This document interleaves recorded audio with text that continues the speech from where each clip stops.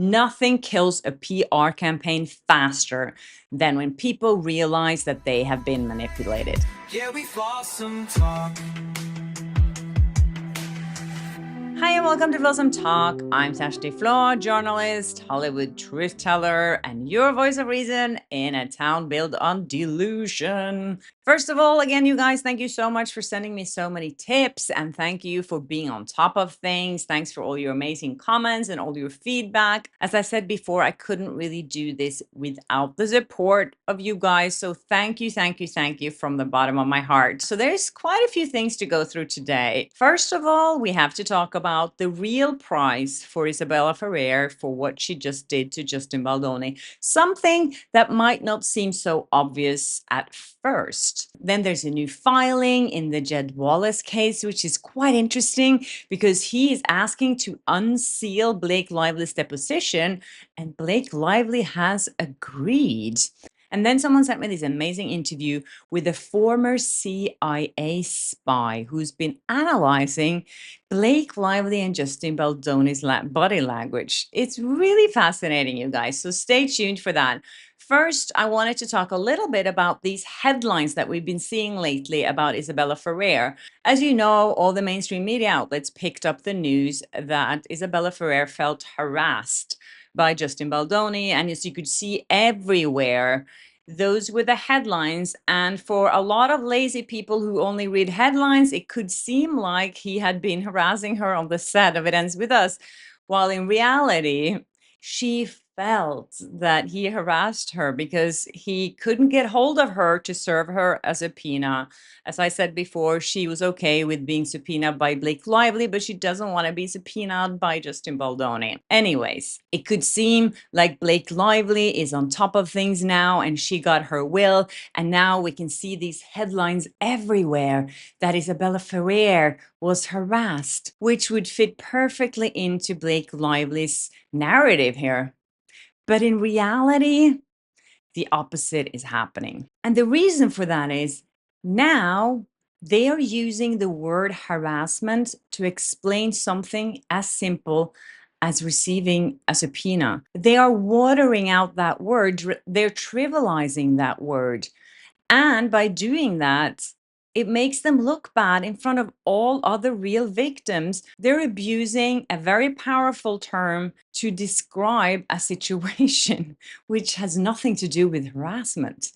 As you know, Justin Baldoni's team asked the judge if they could serve her in an alternative way because they couldn't get hold of her, and her lawyers refused to accept the subpoena on her behalf. That's the entire story here. So the way they're using harassment here looks very manipulative and cruel and disrespectful to actual survivors. That's not what Blake Lively wants. And the moment that critics or the courts point this out, it could really backfire on her, and it can take away the sympathy that she was looking for and she was counting on for doing this PR stunt, and it could totally flip, and it will. They knew that when they put that word in Isabella Ferrer's complaint, that would get picked up by the media. It was complete clickbait, and it worked in that sense. They got what they wanted. But when people realize that they've been manipulated, it creates outrage. Most people understand that Justin Baldoni has the right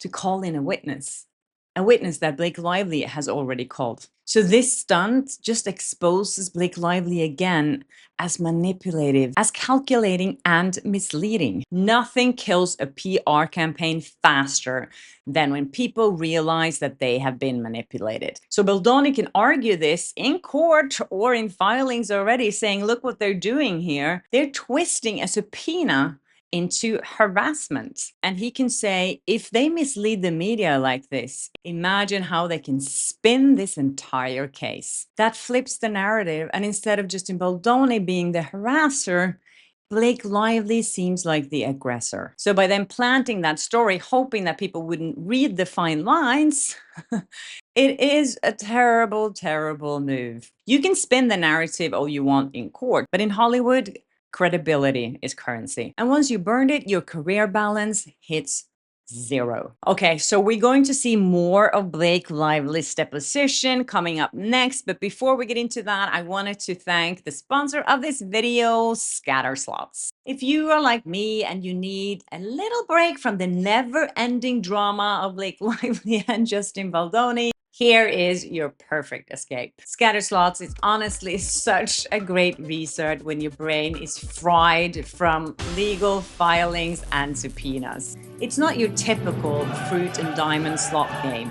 This one throws you into a full-on dark fantasy, almost like Game of Thrones meet casinos. There are over 300 unique slot machines, and they all have gorgeous graphics and original music that seriously slaps. You can play in journey mode to unlock new realms and missions, or just vibe out in free mode when you want no pressure. Oh, and it works offline too, so it's perfect when you're traveling or when you want to just try and escape from the algorithms. You can also collect and upgrade fantasy characters with scattered champions, join clans, and battle other players in tournaments. It's got that cinematic feel, but in your pocket. So whenever you need a break from Hollywood, you can download Scatter Slots from the link in my description, or just scan this QR code. So thank you again, Scatterslot, for sponsoring this video. And now back to more drama. All right, you guys. So this was filed yesterday. Very interesting.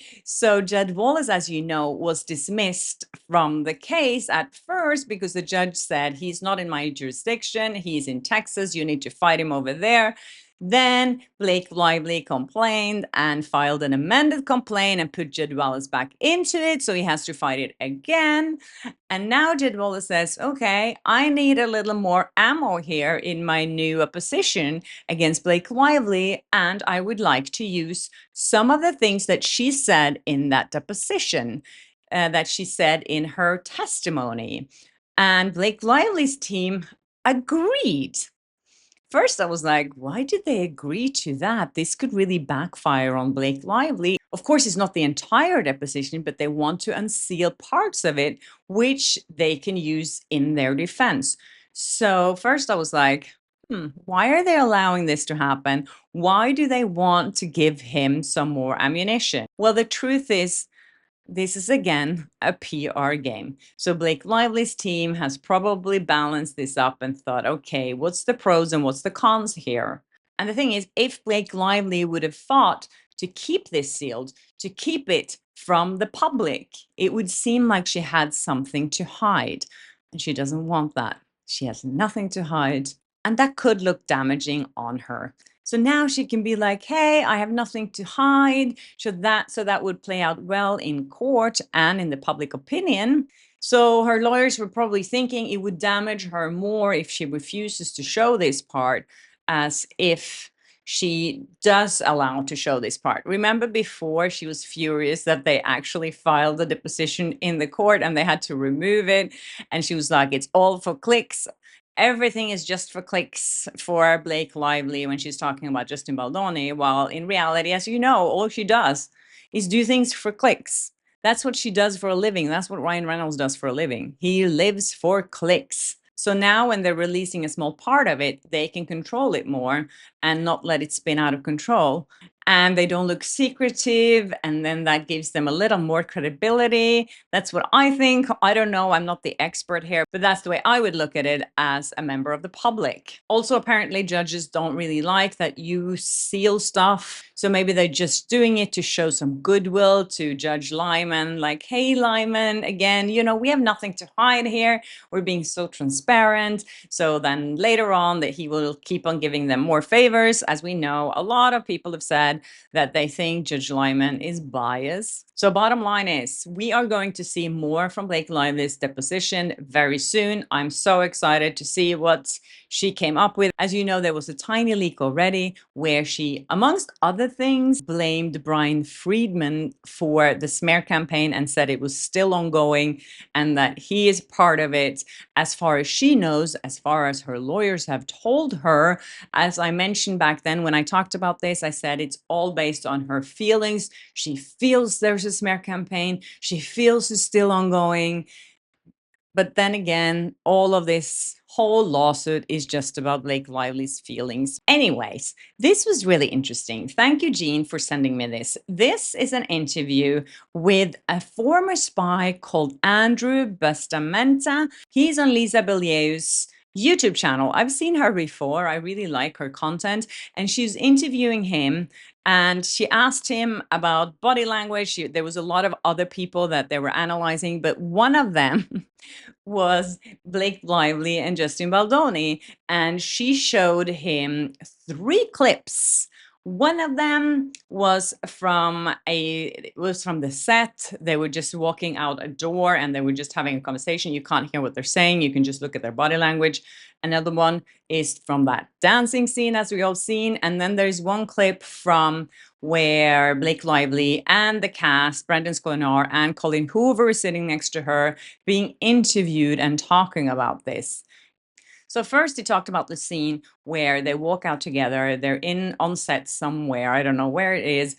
And he's analyzing how they walk out the door. And he's saying Justin Baldoni is letting Blake Lively go first. So he's giving her the leading role here. She's in control. Then he said that the way Justin Baldoni is touching himself first and then putting a hand on Blake Lively's elbow shows that he wants to have a connection with her. He wants to talk about something that's dear to him. And then he talks about how Blake Lively responds. Oh, he's touching her from his arm down and his palm up. So this is a very open, vulnerable position. She's touching him from her fingers up and her palm down. He's inviting her in. She's making space for herself to keep him out. She is dominating over his touch. She is matching him touch for touch. This is 2 boxers in a ring. Somebody punches to the gut, somebody punches to the face. Are you sure you want to punch me in the gut again? So you can see that there's not a shared dynamic here. And I would argue that she's coming from the position of power because she led the way out. She responded to the touch. This is not a woman who is getting pushed around. This is a woman who may be uncomfortable, but she is for sure not going to let some man direct her. Yeah, so he's saying here that the power balance is out. There's some kind of competition here, which is, as we know, she tried to take over everything. So it makes sense that they were competing against each other because Justin Baldoni had his vision on how this film was supposed to be because he was a director and Blake Lively wanted to take control of that. So he's trying to be polite, but then again, he has to do everything she tells him to do because we know at this point she's been blackmailing him and threatening him to pull out of the movie and pull out of the promotion if he doesn't do what she says.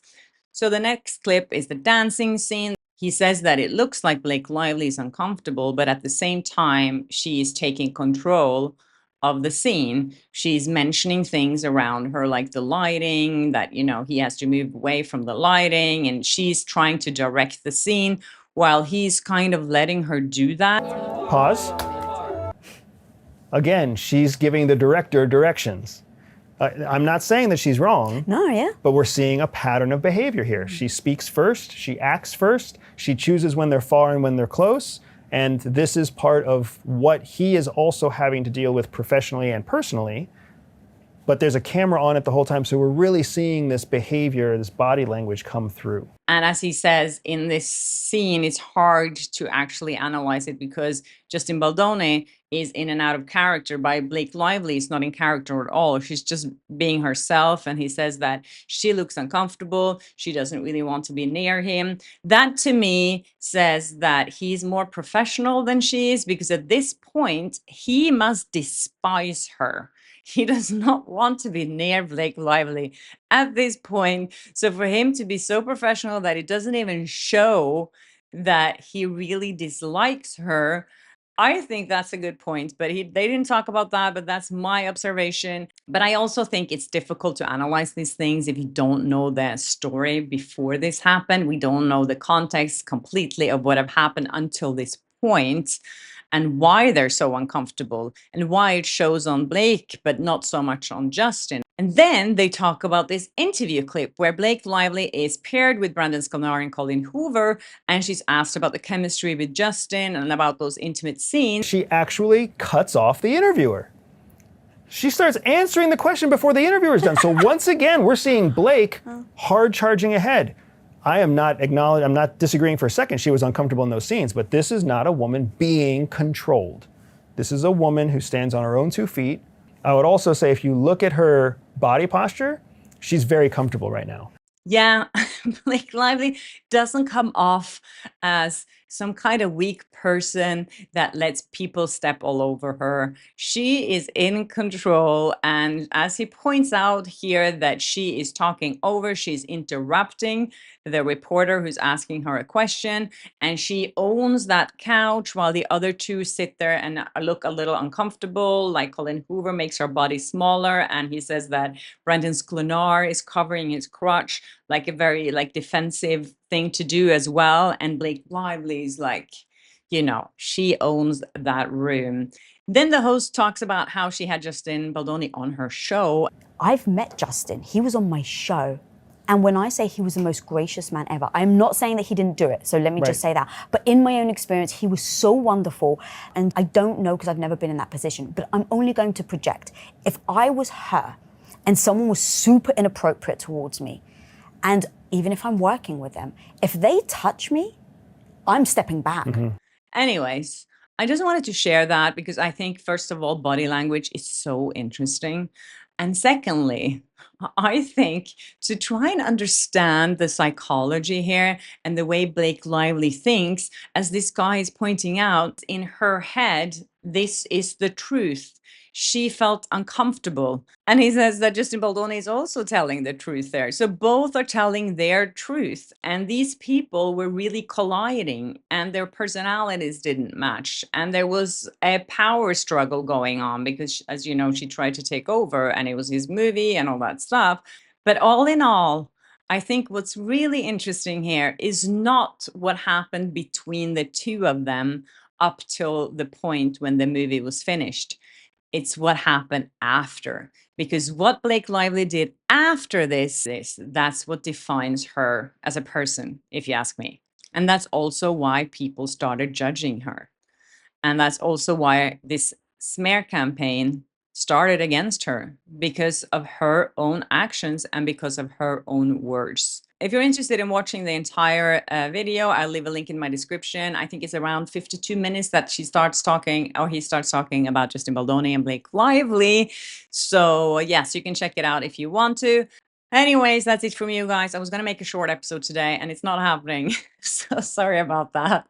I hope you enjoy this episode. Tomorrow is Friday, so it's podcast day. So I'll see you then. And please keep sending me tips. And if you haven't subscribed yet, please do and hit the notification bell so you don't miss an episode of Awesome Talk. And just a quick reminder before you go, don't forget to download scatter slots from the link in my description or scan this QR code. See you in my next one. Bye. Yeah, we've awesome talk.